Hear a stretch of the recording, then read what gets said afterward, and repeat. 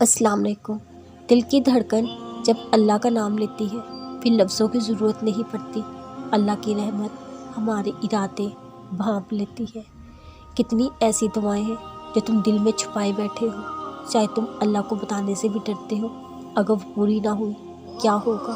ہاں، ایسا نہیں ہے تمہیں اس پر یقین نہیں ہے، تم اس کی رضا کا احترام کرتے ہو، دل کے لاکھ جانے پر بھی فریاد نہیں کرتے۔ سنو، تم ایسا کیوں کرتے ہو؟ کیا تمہیں اس کی طاقتوں پر یقین نہیں ہے، یا تمہیں اس کی محبت پر مان نہیں ہے؟ اس نے کب کہا کہ وہ تمہارے نصیب کو بدل نہیں سکتا؟ اس نے کب کہا جو تم نے مانگا وہ تمہیں مل نہیں سکتا؟ یہ سب تو تمہارے اپنے ذہن کا فطور ہے، ورنہ وہ تو بے حد مہربان ہے، بے حد رحیم ہے۔ وہ کہتے ہیں نا، جب دل نہ مانے تو دل کی مان لینا چاہیے۔ جب تمہارا دل مانگنے پر راضی ہے تو تم کیوں رک کے؟ کیا معلوم اس تڑپ کر مانگی دل کی التجا اللہ تمہیں اپنے کون سے نواز دے۔ جب قصہ سجدوں تک پہنچ جاتا ہے تو قبولیت کے اسباب بھی بنا دیے جاتے ہیں۔ ادھورا نہیں چھوڑتا اللہ ان کا قصہ جو ناممکن کی حدوں کو توڑ کر اسے مناتے ہیں۔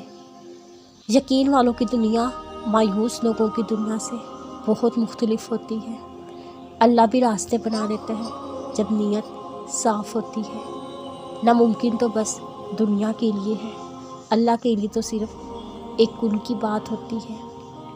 لاکھ رکاوٹوں کے بعد بھی بار بار پکارے جانے والی آواز اللہ کو سب سے پیاری ہوتی ہے۔ ہم سمجھتے ہی نہیں، ورنہ اس دیری میں بھی ہمارے لیے خیر چھپی ہوتی ہے۔ توکل کی سیڑھی پر چڑھنے والوں کی منزل ہمیشہ معجزاتی ہوتی ہے۔ اس دنیا میں کسی اور چیز کا صلہ ملے یا نہ ملے، مگر اچھی نیت کا صلہ وہ رب العالمین ہر حال میں آپ کو دیتا ہے۔ وہ آپ کو خساروں میں نہیں چھوڑتا۔ آپ اپنی نیت کا پھل ہی پاتے ہیں۔ اگر آپ اس سوچ سے کچھ رہے ہیں کہ فلاں کو تکلیف ملے، اس کو مزہ چکھنا ہے، تو یہ وہ بیج ہے جس کی فصل آپ کو کاٹنی پڑے گی۔